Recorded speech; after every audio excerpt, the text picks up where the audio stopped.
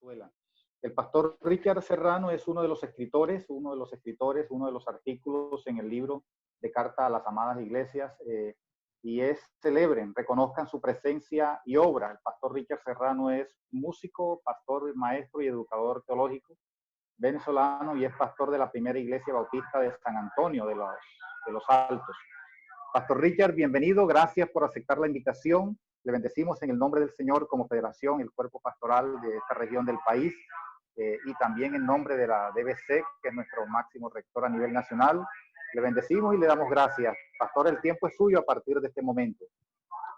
Muchas gracias, Pastor Campo. Me siento muy honrado de estar compartiendo con este cuerpo pastoral, líderes, servidores y servidoras de nuestras iglesias allí en el Caribe colombiano. Quiero agradecer su gentileza, me siento muy honrado. Creo que es la primera vez que entro en contacto con hermanos de esta región. Saludo a la hermana Noemí Hanson, que es presidenta de la denominación bautista colombiana. Hermano Campo, gracias por el honor, gracias por la honra que usted me concede. Hermano Campos me pidió que compartiera antes del mensaje algunas ideas generales de mí, de este libro, del ministerio aquí en Venezuela, y eso quiero hacer. Primero, bueno, con mi esposa y mis dos hijos estamos pastoreando una iglesia cerca de Caracas. Básicamente, hermanos, nos hemos propuesto tres cosas. Hemos estado dando apoyo material a las personas más frágiles de nuestra iglesia, ancianos que han quedado solos, porque ustedes saben que la migración venezolana ha sido bastante y saben que la situación social y política es complicada, entonces nos hemos concentrado las finanzas y los esfuerzos en ayudar a estas personas materialmente, con comida, con medicina, tanto como el Señor nos concede. El segundo eje o el segundo esfuerzo en nuestra iglesia está haciendo darle contención emocional a la gente. Ya venimos con 20 años de situaciones problemáticas y esto de la pandemia se ha sumado, así que ha sido tiempo difícil. Entonces hemos estado consolando con la palabra, consolando con la oración, con llamadas y en eso nos hemos concentrado. Y en tercer lugar, estamos animando a los hermanos de nuestra iglesia a compartir el evangelio por los medios posibles, con sus vecinos, a hacer un gesto de ayuda. Es tiempo de ser solidario, es tiempo de que el evangelio no solo se diga con palabras, sino que se diga con hechos. Y básicamente es lo que hemos estado haciendo. Entonces mi esposa, mis dos hijos, que son Ricardo y Germán, hemos pues estado en las casas, estamos haciendo eso que es propio de la iglesia. La iglesia ha regresado a las casas, donde nació la iglesia. Ahí hemos estado orando. Por eso es que no podemos hablar, hermanos, de reabrir las iglesias, porque decir que hay que reabrir las iglesias es reconocer que las cerraron y la iglesia no se cierra. Se han cerrado los templos circunstancialmente, pero la iglesia de Cristo está libre siempre. La palabra nuestra presa y nosotros hemos seguido sintiendo la presencia del Señor, hemos seguido compartiendo de alguna manera en la oración un mismo Señor, una misma fe, un mismo bautismo. La iglesia sigue adelante. Dice la Biblia que ni las puertas del Hades prevalecen contra ella. La iglesia ha seguido adelante y seguirá adelante. Este libro, para pasar a la otra cosa, surgió como una idea de nuestra directora general de Editorial Mundo Hispano, Raquel Contreras, y ella estuvo pensando que debíamos hacer algo para acompañar a las iglesias, me encomendó esa tarea y yo diseñé esta idea de cartas a la amada iglesia en las casas. Yo quise figurarme la idea de escribir como una tercera de Juan, que le enviábamos cartas a los hermanos que están reunidos en sus casas, con incertidumbre, con miedo, con luchas, y me hice de algunos escritores latinoamericanos que ustedes entiendo han ido revisando e incluso invitando, han tenido el honor de escucharles, y ellos fueron escribiendo temas. Yo le dije, Señor, bueno, oriéntame qué aspectos deberíamos tocar. Y a mí me pareció que el discernimiento en medio de tanta confusión era un tema. Me pareció también que la oración era otro tema. Me pareció que el acompañamiento pastoral, me pareció que la confianza en el Señor, la esperanza en sus promesas, era otro tema. Me pareció que la ayuda concreta y solidaria era otro tema. Y yo toqué el tema de la adoración. Pastor Gilberto Gutiérrez habló del discipulado en las casas. Ustedes lo escucharon anoche, entiendo por lo que he visto. Bueno, hermano, entonces ustedes me conceden compartir con ustedes hoy y quiero entrar al sermón, pero antes decirle que el cuerpo pastoral, que la pastoral es algo muy importante, pero es el tiempo de entender la pastoral no solo como algo unipersonal, es decir, más que todo de varón en algunos casos. Afortunadamente, tenemos también pastoras, a mí me parece que es algo muy bueno. No podemos seguir entendiendo la pastoral como ese don o esa tarea que algunas personas realizan, que es verdad, porque Dios llama a hacerlo. La pastoral tiene que ser también la respuesta de toda la iglesia. Cuando la iglesia se concibe como los brazos de Dios para abrazar, como la boca de Dios para hablar. La pastoral es la respuesta de la iglesia, guiada por su liderazgo, por supuesto, pero de toda la iglesia, para anunciar el evangelio, para sanar las heridas, para llevar esperanza, para inyectar esperanza en medio de tanto terrorismo, en medio de tantas teorías conspirativas, en medio de tanta patología, hermanos, porque hay miedo patológico enfermando a la gente. Ustedes, hermanos de la Federación de Iglesias Bautistas del Caribe colombiano, tienen ese gran compromiso y yo también somos privilegiados. Dios nos ha dado una labor fundamental, que es inyectar esperanza, que es demostrar el Evangelio, que es anunciar la palabra, que es acompañar a la gente. Así que yo les felicito y les envío una palabra de ánimo, especialmente esos hermanos que están en lugares muy humildes, donde a veces no tienen ni un teléfono celular para conectarse, donde se les va la electricidad probablemente, donde la precariedad es tal que están allí y tienen poco contacto, hermanos. Ánimo, si me está escuchando en este momento, ánimo. El Señor está con usted, el Señor está con nosotros. Y bendito sea el Señor por la hermandad de Colombia y de Venezuela. Muchas cosas en la historia han tratado de complicarnos la vida, pero el Señor permitió esta hermandad y creo que somos hermanos no solo por la tierra y por la historia, sino por nuestro Señor Jesucristo. Y tenemos la gran oportunidad de seguir juntos glorificando a nuestro Señor. Yo he escogido, hermano Campo, ahora sí comiénceme a contar los minutos de la palabra a partir de este momento, después de este saludo. Romanos capítulo 12, versículos 1 y 2. Porque me ha inquietado algo en los cristianos en general. Y es que nosotros en este tiempo no solo tenemos que orarle al Señor para pedirle que Él nos saque de esto pronto. No solo tenemos que orar para decirle al Señor que nos libre del contagio y de los problemas. Sí, hay que pedirlo, porque esta situación ha resultado ser muy incómoda y demás. Pero si nosotros somos cristianos, tenemos que asumir lo que está pasando desde la fe. Y desde la fe, una petición que tenemos que decirle al Señor es, Señor, sácanos de esto transformados, sácanos de esto mejores. Es decir, nosotros no solo estamos pasando por una pandemia, la visión de fe tiene que permitirnos mirar que Dios nos está procesando. Realmente esta pandemia es un desierto, pero es un horno, es una prueba, es un proceso. Y una oración desde la fe al pasar por esta pandemia tiene que ser, Señor, que al terminar esta etapa nosotros seamos mejores, nuestro carácter se parezca más al de Cristo, nosotros nos hayamos acercado más a tu palabra y a tu voluntad, a comprobar lo que tú estás haciendo en este mundo afectado por el pecado y la injusticia. Permítame decir esto como tesis para luego leer el pasaje y compartir algunas ideas. Si al terminar esta pandemia nosotros salimos igual a cualquiera que no conoce al Señor Jesucristo, si al terminar este proceso de confinamiento y de tanto, digamos, cambio y consternación, nosotros seguimos siendo los mismos discípulos, entonces no hemos aprovechado este proceso, no hemos entendido la soberanía del Señor, no hemos entendido que Dios está orando trascendentemente en esta situación. El apóstol Pablo escribe a los romanos.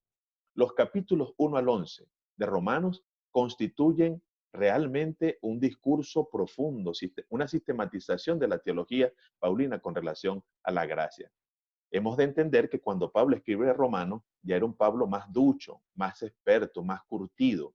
Había alcanzado, podríamos decir, la cúspide de su pensamiento teológico.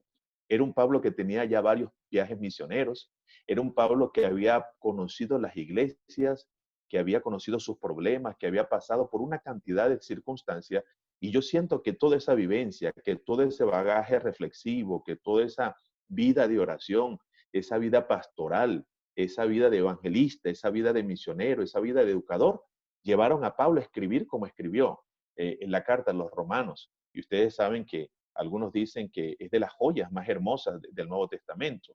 Muchos teólogos han escrito acerca de ella. Incluso muchos grandes hombres y mujeres han llegado al seguimiento de Jesús gracias a lo que han encontrado aquí en las epístolas de los romanos. Ahora, la carta de los romanos. Ahora, ¿qué quiero decirle? Los capítulos 1 al 11 de Romanos se encargan de decirle a los romanos y a los cristianos de todos los tiempos y a las personas de todos los tiempos que el ser humano por sí mismo no puede acercarse a Dios, que no puede justificarse ni por las obras, no puede justificarse por la creación, no puede justificarse por la ley, no puede justificarse delante de Dios, no puede tener comunión con Dios. Pero en algún momento, ya cuando Pablo va terminando esa primera parte, y la primera parte, repito, es de los capítulos 1 al 11, la imposibilidad humana de justificarse y de acercarse a Dios, Pablo comienza a decir, pero justificados pues por la fe, tenemos paz para con Dios por medio de nuestro Señor Jesucristo. Entonces Pablo llega a un punto en que nos dice que aquello que no era posible por la ley, por las obras, por la creación, por la razón, por la experiencia, en fin,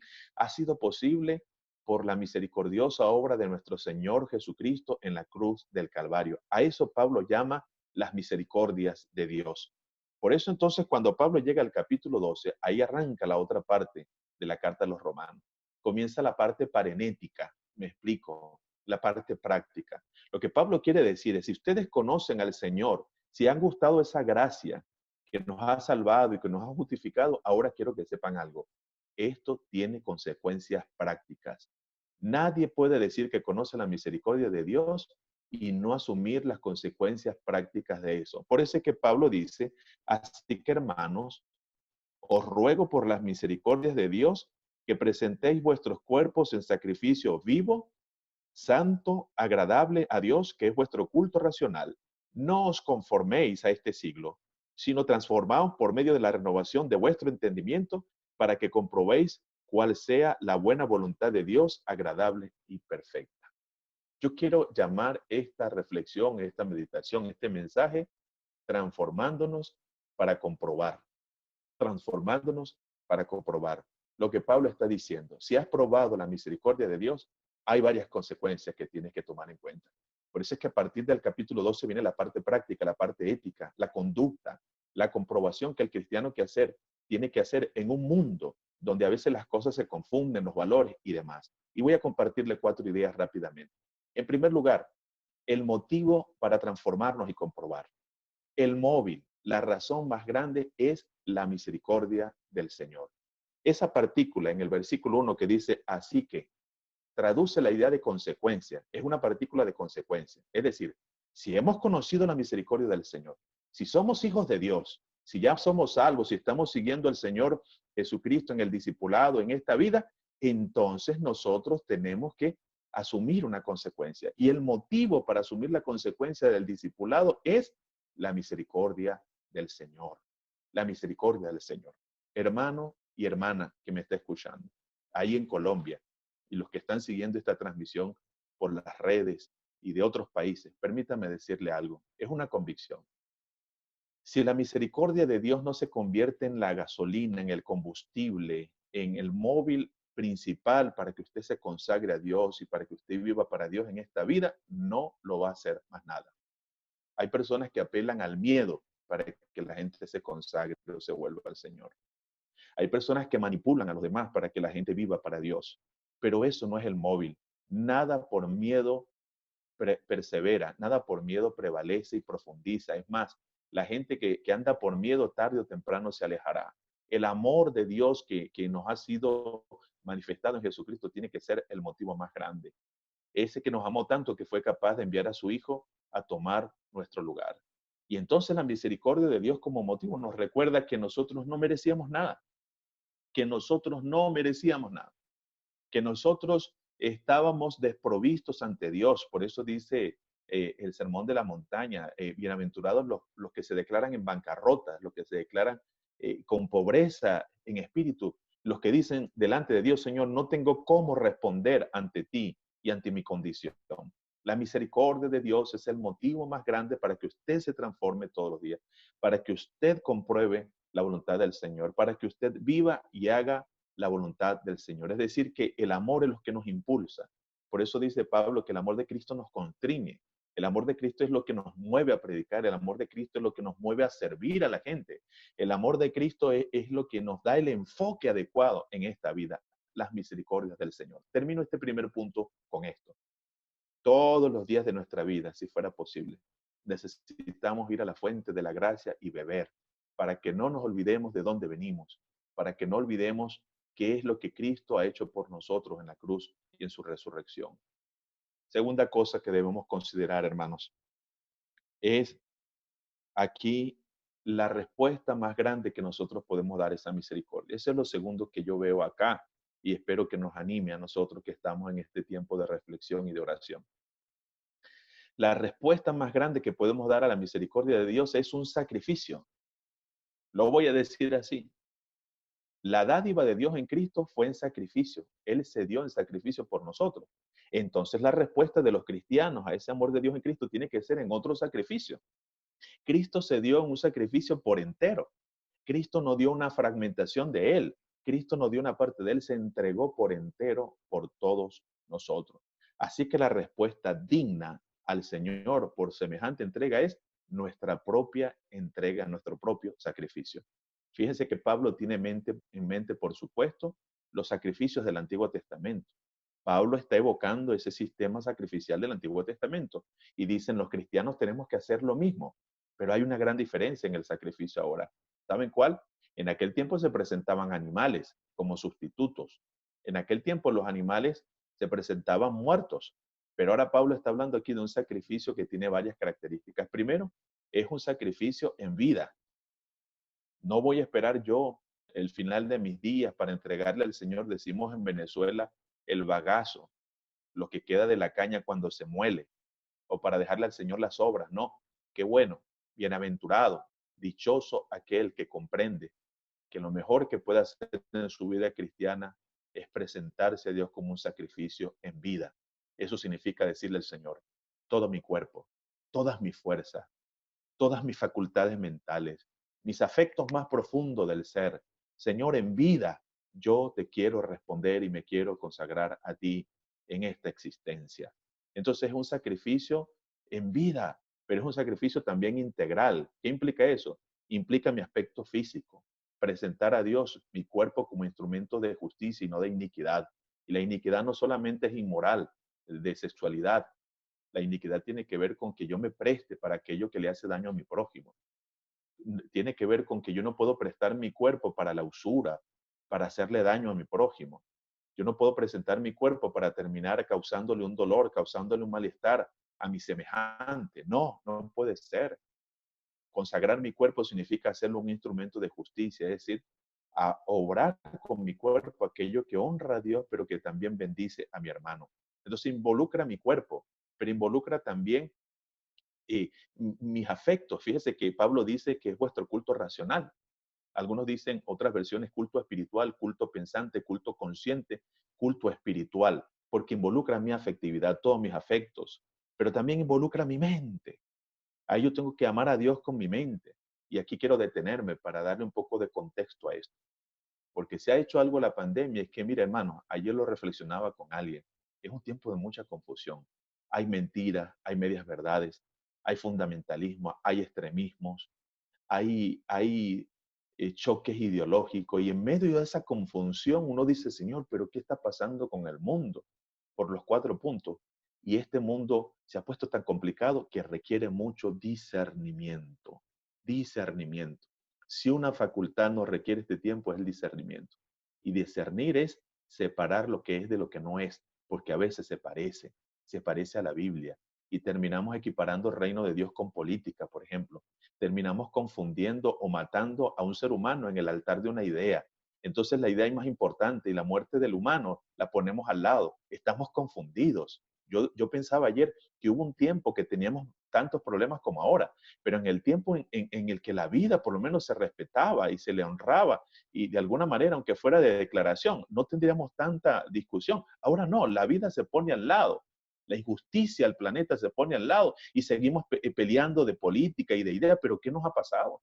¿Qué es lo que ha acontecido? Bueno, tenemos nosotros que presentarle a Dios mi mente, Señor, que mi mente, que mi manera de pensar y de ver lo que está pasando sea algo realmente transformado, sea algo conformado al Evangelio, no sea algo que se esté adaptando a las cosas de esta vida, de este mundo, de esta cultura y de esta sociedad. La tercera cosa que voy a decir, ya sabemos que el motivo más grande para transformarnos y comprobar al Señor y lo que Él quiere para nosotros en este tiempo es la misericordia. Ya sabemos también que la respuesta a esa misericordia es nuestro sacrificio total, nuestra consagración completa. Pero viene en tercer lugar esto, la tentación más grande, la tentativa más grande. Hermanos, los tiempos son confusos. Estamos viviendo los postreros tiempos. Definitivamente para mí los postreros tiempos son los que van desde la primera venida de Cristo hasta la segunda. Estos son los postreros tiempos, pero son postreros tiempos que irán increciendo, que irán en una confusión acumulativa y cada día más creciente. Y en este tiempo nosotros tenemos que evitar la tentativa de conformarnos. Mire, no podemos aislarnos. Es que ni siquiera podemos, es que no debemos, porque el Señor dijo, no te pido que los quites del mundo, sino que los guardes del mal. Nosotros tenemos que estar en este mundo, porque no se agarra una luz y se mete debajo de un tapete. No se toma la sal y se almacena adentro, sino que se saca la sal, se expone a la sociedad. Los cristianos tenemos que estar en el mundo. Y a nosotros nos tocó, hermano, para dolor nuestro, pero también para privilegio, ser cristianos en esta generación que está haciendo un cambio colosal. Nos tocó, hermano. Si usted pudo haber escogido su tiempo de vida, a lo mejor no hubiese escogido esto, pero nos tocó vivir en medio de esta transición. Y creo que es un desafío, pero es un privilegio también. Para decirle, Señor, bueno, nos tocó vivir esta etapa, entonces ayúdanos a transformarnos, a no conformarnos. No nos podemos aislar, no podemos ser neutrales. El neutralismo no existe, el neutralismo no existe. El ser neutral significa, dice, bueno, yo no sé, yo me callo, yo me quedo tranquilo. No, va a llegar un momento en que nosotros tenemos que asumir el juicio desde el Evangelio. Eso sí, desde el Evangelio, pero no conformándonos a las ideas que han querido entonces de pronto meternos. Mira, aquí hay dos palabras que yo quiero compartirle. Y las dos tienen como la raíz morfe del griego. Conformarse. Conformarse. El prefijo con y morfe de forma, estructura, molde. Entonces, conformarse es meterse en el molde. Y la pregunta que tenemos que hacernos es si en este tiempo de pandemia nosotros nos hemos conformado. Es decir, estamos atribulados por las mismas angustias, estamos sobrepasados por los mismos miedos, tenemos la misma manera de pensar, estamos locos pidiendo que esto pase pronto, que Dios nos libre de la enfermedad, pero más nada, nos conformamos a eso. No hay otro pensamiento que vaya más allá de esto. Entonces nos hemos conformado, nos hemos conformado, nos hemos conformado, nos hemos metido en la estructura y Pablo dice, no, no es así. La tentativa, la opción del cristiano es la transformación y es la misma raíz morfe, pero con el prefijo trans, que significa rompan el molde, rompan la estructura, sálganse de este molde y vivan confrontando la voluntad de nuestro Señor Jesucristo y del Evangelio. Eso es lo que tiene que ser. En vez de conformarnos, hermanos, a la manera de sentir, de pensar, de desear, que nuestras prioridades sean como cualquier mortal, tenemos que transformarnos nosotros, transformarnos, cambiarnos. ¿Y cómo comienza esa transformación? Dice el pasaje. Es una transformación que se da por medio de la renovación de ¿qué? De nuestro entendimiento. Cuando nosotros comenzamos a pensar, movidos por la palabra, movidos por el Evangelio, movidos por el ejemplo de Cristo, viene la transformación, si no nosotros seremos igual. Permítanme salir de este punto con esta observación muy seria. Se está hablando en este tiempo. Bueno, Señor, cuando volvamos a la normalidad. Eso es un término relativo y confuso. ¿Sabe por qué? Porque mucho de lo que era normal antes de que nos metiera Dios en este proceso, lo permitiera, no era normal. Si salir a la normalidad es salir desbocados entonces a seguir viviendo, trabajando como locos, a levantarnos de madrugada y acostarnos muy tarde y a comer con dolor el pan. Si salir a la normalidad es salir a una vida que no hay tiempo para la esposa y para el esposo, eso no es normal. Si salir a la normalidad significa andar por allí desbocado y no tener tiempo para la familia y para los hijos, eso no es normal. Si salir a la normalidad es salir a seguir destruyendo el planeta porque le hemos hecho daño, que ha aprovechado un respiro para oxigenarse, eso no es normal. Si salir a la normalidad es salir ahí a pensar que somos importantes porque tenemos un carro o porque tenemos una casa o porque tenemos una cosa de tal marca, consumiendo, comprando y comprando como locos. Eso no es normal. Esa es la normalidad que nosotros queremos salir. Vamos a salir a la normalidad, a esa vida que nos ha hecho tanto daño. Eso no es normal. Entonces nosotros tenemos que transformar el pensamiento.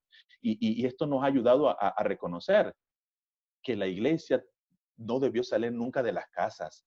Esto nos ha llevado a reconocer que no podemos llevar la iglesia nosotros solos, que debemos desatar los ministerios y los dones para que todos los hermanos cumplan sus dones y su ministerio, porque no puede seguir dependiendo el ministerio de los pastores y de los líderes no más, sino que cada uno con sus dones tiene que servir. Esto nos ha llevado a valorar lo sencillo, lo bonito de ver el sol, de respirar el aire, de abrazar al hermano. Hemos sido llamados a romper el molde de algo que nos había conformado, que nos hacía daño y que nos estaba llevando fuera de la voluntad del Señor. No es aquella normalidad la que necesitamos. Necesitamos otra normalidad. La normalidad que le da importancia a la vida, la normalidad que le da importancia a lo sencillo, la normalidad que le da el valor a la familia, la normalidad que le lleva el evangelio a todos, la normalidad de ser solidarios para con todos, la normalidad de que sabemos que cuando algo nos pasa y nos afecta a todos, que no hay diferencia de color, que no hay diferencia de estado civil, que no importa si el otro es migrante, si es pobre, si es rico, si es de una denominación, si es de la otra, o si es de una tendencia política otra. La normalidad de sentirnos seres humanos, la normalidad de sentirnos juntos en el nombre del Señor. Entonces, hermanos, la tentativa de conformarnos es un problema. Tenemos que transformarnos por el entendimiento, comenzar a ver el mundo, comenzar a ver a Dios, comenzar a ver la iglesia, comenzar a ver el ministerio con otros ojos y de otra manera, como el Señor los enseña. Y termino entonces. Hemos visto hasta acá tres cosas. El motivo más grande es la misericordia del Señor. La respuesta a ese motivo es la entrega total. La tentativa más sutil que debemos evitar es conformarnos. Tenemos que transformarnos. Pero finalmente, aquí está la comprobación más grande que podemos hacer. Y termino como comencé. Yo comencé diciendo que si lo único que hemos pedido nosotros en este tiempo es que esto pase rápido y que Dios nos cuide de contagiarnos, estamos mal. Porque no hemos entendido que Dios nos está procesando. No hemos entendido que Dios nos está preparando para otra etapa. Y no hemos entendido que la comprobación más grande no es que esto pasó y yo no me enfermé. La comprobación más grande es saber que Dios tiene una voluntad, que Él tiene propósito. Y yo tengo que comprobar en este tiempo cuál es su propósito. Aunque no lo entienda. Como Job, por ejemplo, que entró en un proceso de misterio. ¿Por qué una persona justa pasó por lo que pasó? Perdió a sus hijos, le vino una enfermedad, eso afectó su matrimonio, sus amigos lo acusaron, perdió todas sus cosas. Él no pudo entender.